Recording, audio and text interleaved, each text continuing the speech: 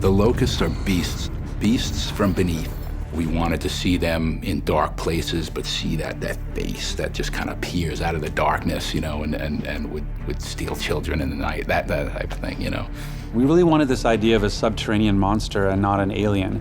And so when a lot of the visual development that people like Chris Perna put into it was that idea of what happens when you take a creature and push it subterranean for a long period of time. And so that led to the sort of albino skin and the idea of the sort of lizard man kind of look. With everything we did, we tried to separate what would make a cog and a locust a locust. Cog have energy and gas-driven vehicles and weaponry, and locusts use beasts and kind of twist and torture things into doing their bidding. It's a game about killing those monsters and feeling empowered as you chainsaw them in half. So we're going from the sort of Xbox 360 version to the Xbox One version.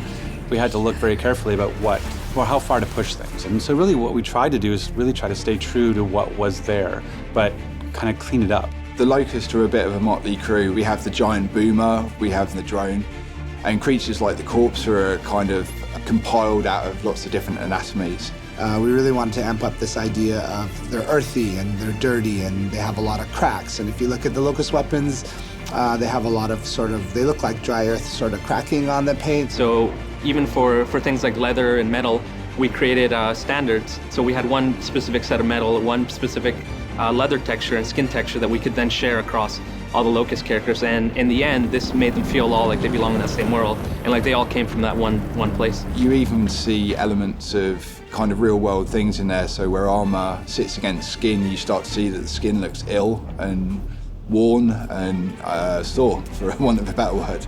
You know, one of the nice things about remastering and sort of this modernization that we're doing is we have more time to think about these things. And I think that one of the bigger ones is Rom, as an example. You know, Rom, he was a kind of an enemy that came on late, and we ended up we were behind in production, so we sort of took a simpler path. And so why not, instead of putting the same production kind of limitations and constraints we had on us back then, 10 years ago, is there a way to sort of say, if we had given the original artist an extra month to make him, what would they have potentially done differently? And so now you see that in his visuals and in his texture and his shape and his size and his coloring. It's like, it's still true to what Rom was, but it's tweaked it a little bit and taken a little step further because we had that time. And so what we've tried to do is kind of pay honor to what was there and the original vision that the original artists had, yet take it to kind of a slightly newer place.